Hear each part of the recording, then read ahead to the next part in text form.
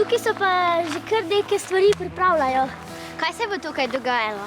Pripravljamo prizorišče za božično zgodbo, ki jo bomo danes odigrali po Svetem pismu in so že zakurili ogne, pripravili slamo, tudi posteljico v jaslih za Ježuška. Kdo vse bo pa nastopal tukaj? Nastopali bodo zaposleni v živalskem vrtu in naše živali. To je vol Tar, oslica Drobtinica in mini ovce. No, to je bil Tar. Kako pa pripravite živali, da nastopajo pa da kam ne zbezlajo?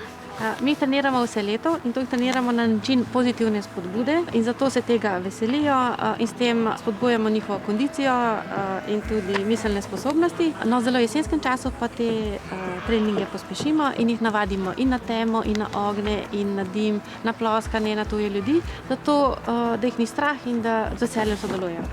Ali imajo živali tudi tremo, ko nastopajo?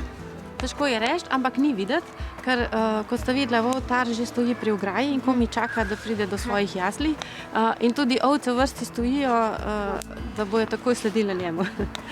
Predstava se bo hitro začela, tako da se moramo makniti z tega prizorišča. Ogenj gori, živali so pripravljene in tudi igralci se pripravljajo. A gremo? Gremo.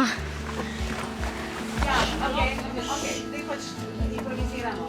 Kaj pa zdaj trenutno počnete? Še zadnje priprave v smislu oblačenja, da bomo lepi na kameri. Skratka, vse, kar se mora danes zgoditi za to božično zgodbo.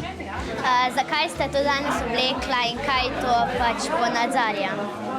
Danes so se oblekla v pastirčka, bova pa mirkala ovce, pa jih malo hranila vmes.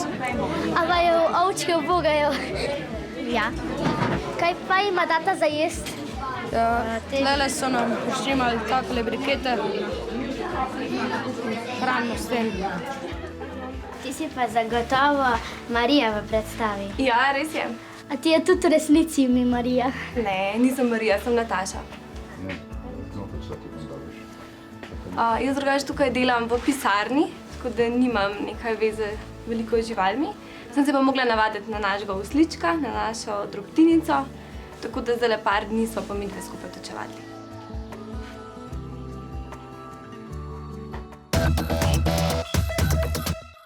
A lahko pobožam, nič ne bo? Lahko.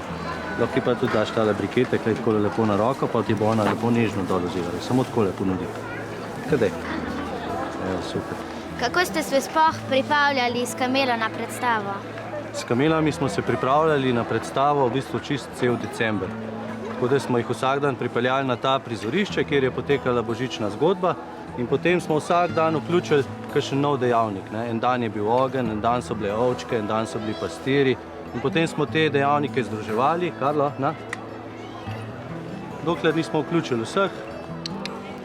Tele naše kamele pred predstavo ne smemo preveč vznemirjati, ker so tudi plahe živali, na enjo kakšna taka nova stvar hitro vrže iz tira in se lahko prestraši.